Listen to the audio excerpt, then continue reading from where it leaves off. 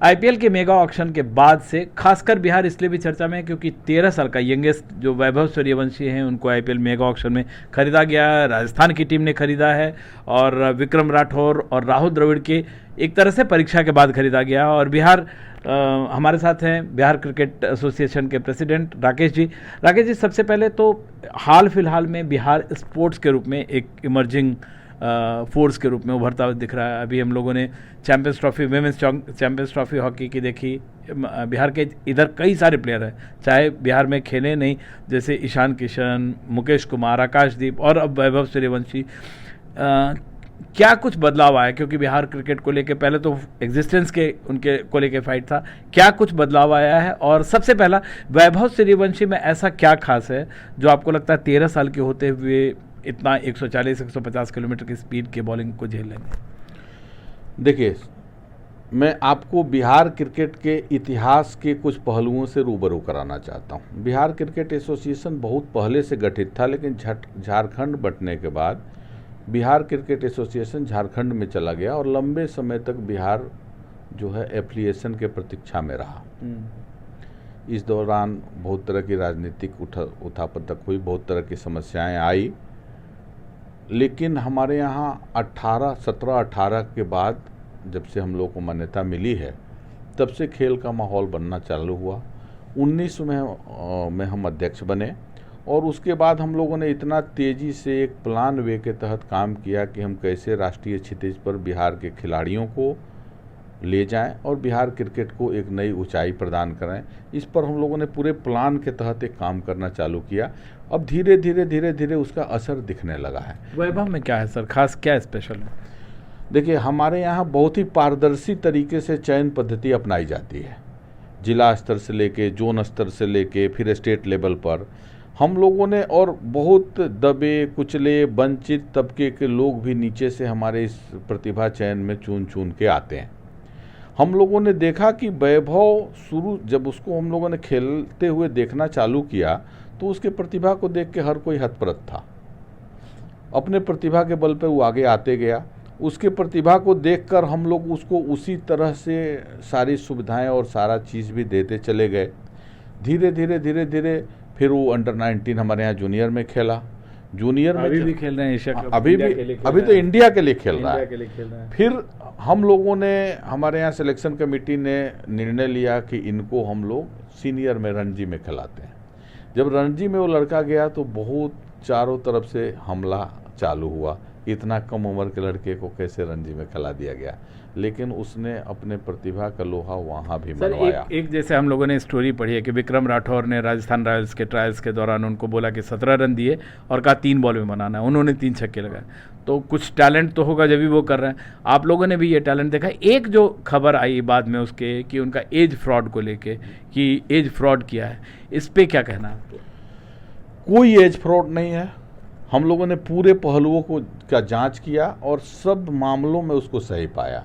अब क्या है कि जब बोन टेस्ट होता रहा, नहीं, बोन टेस्ट तो बीसीसीआई कराती है। हाँ।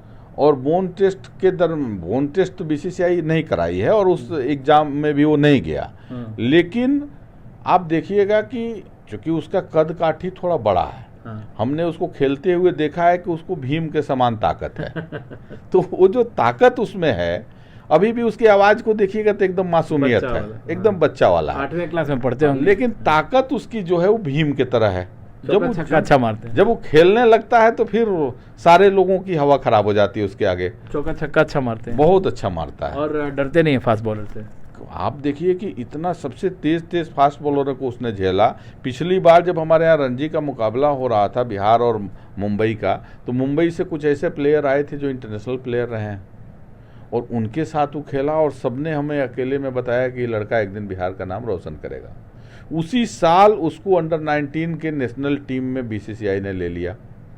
आज भी सर जो टैलेंट जैसा दिख रहा है, मतलब अभी फ्यूचर प्रेडिक्ट करना मुश्किल है, लेकिन आपको लगता है आगे जाएंगे ये काफ़ी टीम इंडिया के लिए खेल पाएंगे? देखिए, हमारे एसोसिएशन का ये दृढ़ मत है कि वो लड़का एक दिन भारत का नाम रोशन करेगा। आज वो बिहार का नाम रोशन कर रहा है और हम लोगों ने वैसी अनेक प्रतिभाओं को बिहार से खोजना चालू किया है। अभी तो ये झांकी है, मथुरा काशी बाकी है कि जो नारा हम लोग बचपन में सुनते थे, अभी और भी अच्छे अच्छे खिलाड़ी वैसे निकलते जा रहे हैं जो आपको 2-3 सालों में देखने को मिलेंगे।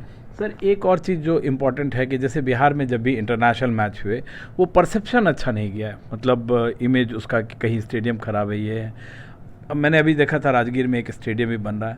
आपको लगता है, और आप स्पोर्ट्स के थ्रू बिहार का इमेज रिफॉर्म करना चाह रहे हैं, आप इस दिशा में क्या कदम उठा रहे हैं, या अगला कोई आपको मैच मिलता है तो कैसे करेंगे? देखिए, हमारे यहाँ, आप कहीं यहाँ दिल्ली में भी अगर सड़क बनती है तो अगर सड़क का निर्माण का कार्य हो रहा है तो वहाँ बोर्ड लगा रहता है कि असुविधा के लिए खेद है।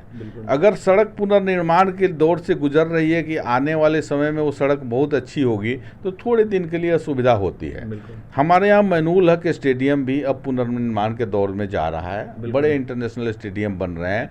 इस दरमियान अगर मैच मिले तो कुछ जगहों पे जो थोड़ी सी अव्यवस्था की आलम थी वो हमारे इंफ्रास्ट्रक्चर को नहीं देख के, हमारे पिच के क्वालिटी को, हमारे खेल के क्वालिटी को, हमारे यहाँ जो खिलाड़ी आए उनके आतिथ्य में कोई कमी रही क्या, उनके खेलने की सुविधाओं में कोई कमी रही क्या, उसके तरफ आप देखेंगे तो उसमें लोगों ने 100 में 100 मार्क्स दिया। अब कोई बंधु पता चला कि स्टेडियम का कोई टूटा हुआ पार्ट दिखाकर और पूरे जगह उसका अगर दुष्प्रचार कर दिए, चेंज होगा। अभी आपने देखा कि राजगीर में सरकार ने किस स्तर का खेल कराया, किस स्तर का स्टेडियम बना रही है। हमको लगता है कि मार्च अप्रैल तक हमारे यहाँ की राजगीर में हमारा इंटरनेशनल स्टेडियम भी सरकार रेडी करने जा रही है। इंटरनेशनल मैचेस राजगीर में एकदम होंगे, 100% होंगे। एक और आखिरी आपसे सवाल पूछना चाह रहा हूँ कि जैसे कई सारे वहाँ प्लेयर आए, ईशान किशन, मुकेश, आकाश, लेकिन बिहार क्रिकेट में जो कहते हैं कि फोर्स बनेगा, ये बिहार क्रिकेट में कहाँ से कहाँ पहुँचा है पिछले 5 साल में? आपको लगता है बिहार क्रिकेट तरक्की कर रहा है? देखिए, 5 साल का आप ग्राफ उठा के देखेंगे तो तरक्की तो तेजी से हो रही है, लेकिन चूंकि हम लोग खांडव प्रस्थ थे और खांडव प्रस्थ से इंद्रप्रस्थ बनने के दरमियान थोड़ा समय लगा। हम लोग अभी विकासशील राज्य हैं क्रिकेट के मामले में, लेकिन मैं आपको भरोसा दिलाता हूं कि 2-3 एलिट इसमें आ गए, 2-3 साल में हम विकसित के श्रेणी में आएंगे। और आज भी मैं आपको बोल रहा हूं कि मैं प्लेट नहीं, बिहार एलिट में खेल रहा है। बिल्कुल बड़ी बात है ये हमारी बिहार की सबसे बड़ी उपलब्धि है।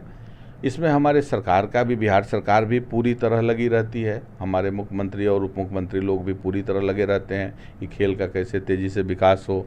और हमारे प्रधानमंत्री जी का तो ड्रीम है कि खेलो इंडिया समेत अनेक चीज़ों में कैसे खिलाड़ियों का विकास हो। हम लोग उसी से प्रभावित होकर जितनी अपनी क्षमता है खेल के विकास में दे रहे हैं। बिल्कुल, इस बार 2 खिलाड़ी ओलंपिक्स में भी गए थे, श्रेयसी गई थी शूटिंग में, पैरालंपिक्स में भी शैलेश गए थे। तो उम्मीद करते हैं, अब मैं काफ़ी देख रहा हूँ बिहार का स्पोर्ट्स को, हिम्मत करते उम्मीद करते हैं कि आगे भी बढ़ेंगे और परसेप्शन भी जो बिहार का, मैं आपको विश्वास दिलाता हूं कि अगले बार कुछ और अच्छा होगा और फिर आप हमारा इंटरव्यू लेने आइएगा। Thank you so much sir. NDTV धन्यवाद, बहुत बहुत धन्यवाद।